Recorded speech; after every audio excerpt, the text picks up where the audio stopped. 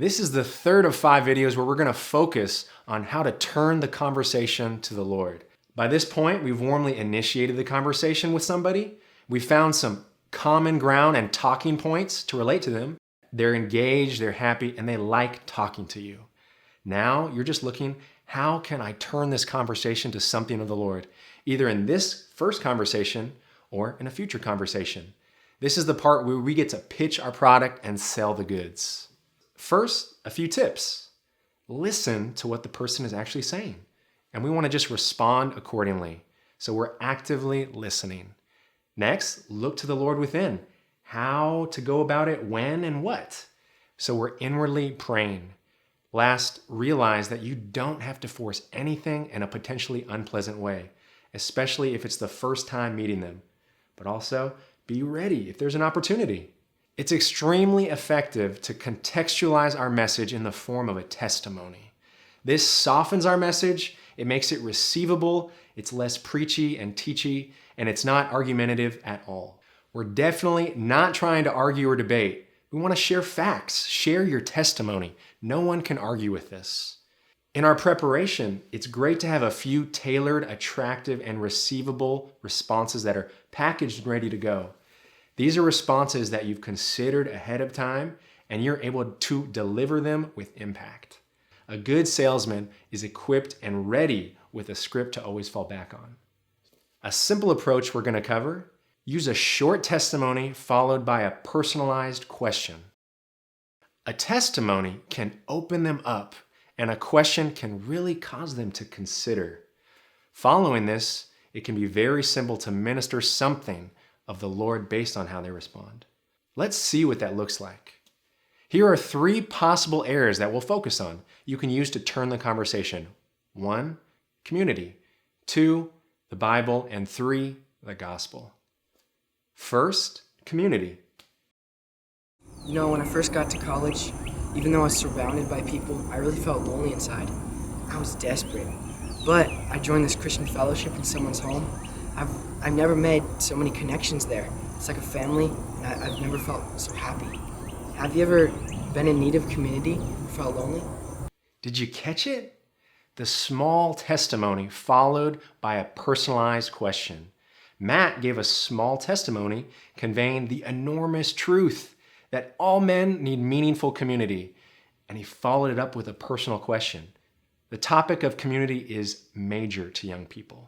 The loneliest demographic of American society is college-aged. We have to believe that every soul on our campus has the deep desire to be connected and experience God's love in the practical church life. Take a moment now and craft a short testimony with a good personalized follow-up question related to community, and practice together how you would turn the conversation. Go ahead.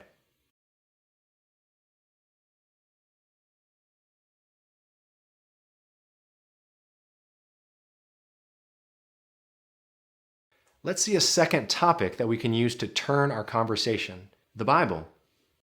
You know, it always used to bug me that my professors could never explain to me why we're here. Yeah. And it wasn't until I started reading the Bible with some of the guys in the club that I realized the Bible actually gives the answer. God does have a purpose, and man does have a meaning. Have you ever wondered what the Bible says about life? Wasn't that good? Very pleasant, down to earth. And as you realize, this can really open the conversation up to speak about the Lord. The testimony doesn't even have to be about you personally. It can be another person's testimony. That's just fine.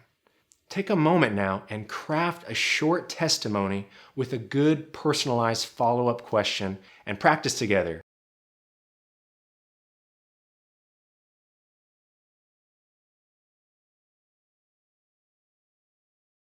A third topic we'll look at today to turn the conversation to the Lord is the gospel. We're going to look at 2 possible ways of using the Mystery of Human Life gospel tract, how to touch 2 common types of people. First, touching people who sense the vanity of life. I like to show the 3 circles on the gospel tract, the Mystery of Human Life, and talk about how even all the world can't fill man's deepest and inmost part. So yeah, my grades were good, sports were going all right, but deep down, still wasn't enough. I still felt empty. Actually, the Bible talks about this. Check this out, bro. I mean, personally, have you ever been lying in bed, even when things were going well, you still felt empty inside? Or dissatisfied? Again, let's take a moment to consider a testimony and follow-up question for this kind of person, someone who senses the vanity of life, and go ahead and practice together.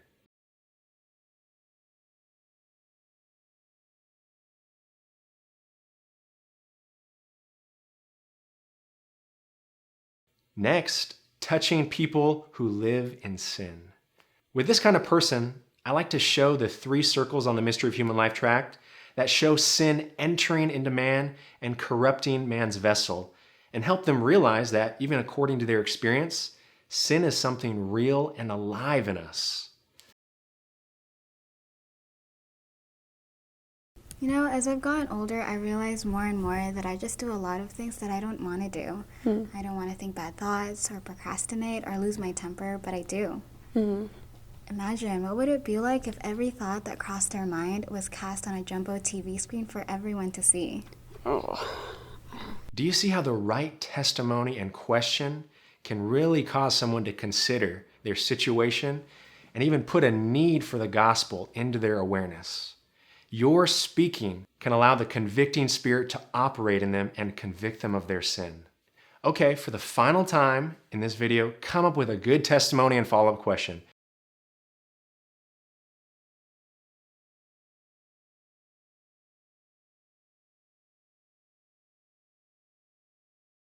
Hopefully, this gave us a basic approach that we can use to turn our conversation to the Lord once we've established a pleasant conversation. We practiced using a simple, tailored testimony and a personalized question.